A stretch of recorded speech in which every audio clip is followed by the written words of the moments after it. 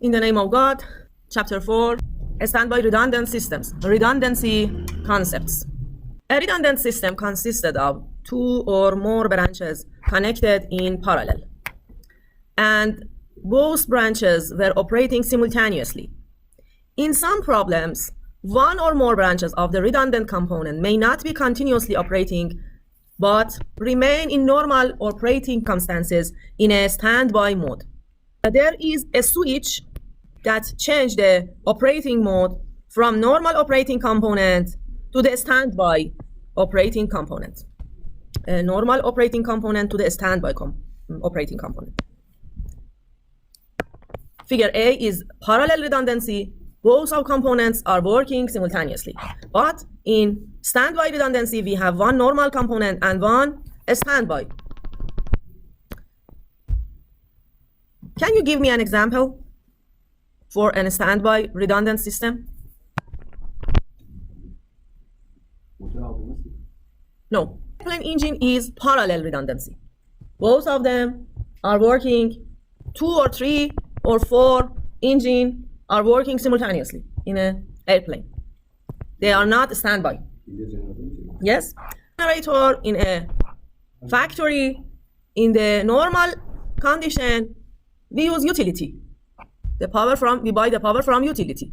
For example, the power from the utility is disconnected. We should change to this position of the key, and this is our diesel generator. Plus UPS. It is because in some applications it is not physically possible or economically possible for both branches to be operating simultaneously.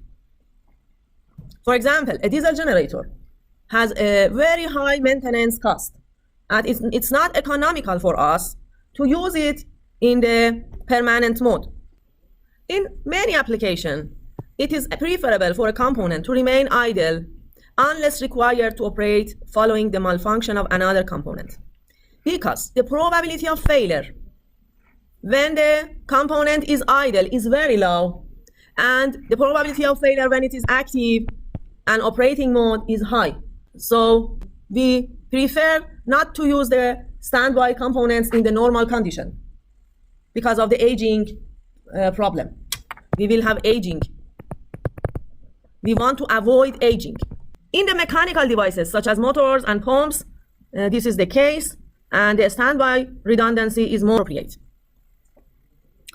There are instances in which the failure probability of a component or a system is less when continuously operated, compared with that when it is frequently cycled between an idle and inactive mode and an active mode. This can occur in the case of computer systems. In these cases, we are allowed to share them and use them in parallel mode.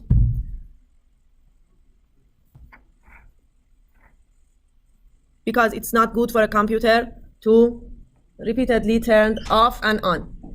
For many cases, for example, for transformers in distribution system, do you remember where in the summer they repeatedly turned on and turned off the transformers because of the lack of power? How many cathode fuses were burned after the shocks of the voltage after the energizing one line? It's not good for some components to be repeatedly turned on and turned off. It's not good. Shock when turned off is not acceptable in many applications, and it's more better for a component to be used continuously than it can be used in the periodic state, because we will have shock, for example, voltage shock. When we are turning on, for example, a transformer, we will have shock, voltage shock, which can lead to action of cathode fuse. So it is not always economical to use a standby redundancy. Sometimes a standby redundancy has more cost. Perfect switching. Consider the case of a perfect switch, i.e. it does not fail during operation and does not fail in switching from the normal operating position to the standby position. Do you you think that in the real world we can have this switch? Is there a perfect switch in a real world? How do you think, Mr. Bakari? I think that we cannot have perfect switch in real world. A typical standby redundant system can be shown in Fig 411. Here is Figure 411.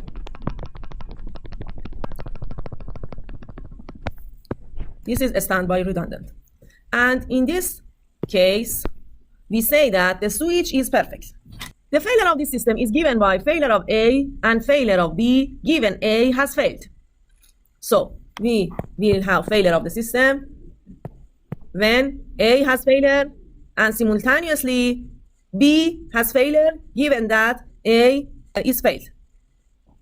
As A and B are independent, this will be reduced to QB. So we will have Q is equal to QA multiplied QB.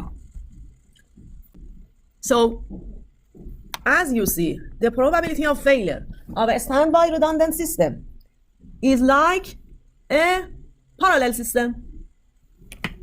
In parallel system, the Q of parallel system was QA QB, and the reliability of parallel system was RA plus RB minus RA RB.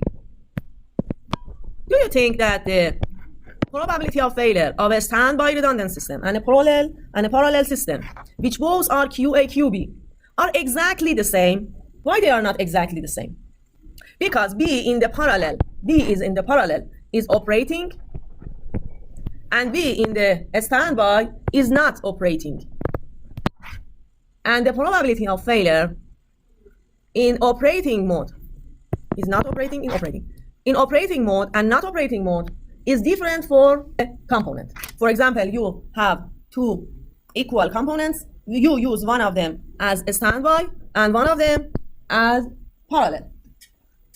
Both are equal from one manufacturer, but the probability of failure for a parallel and a standby are different.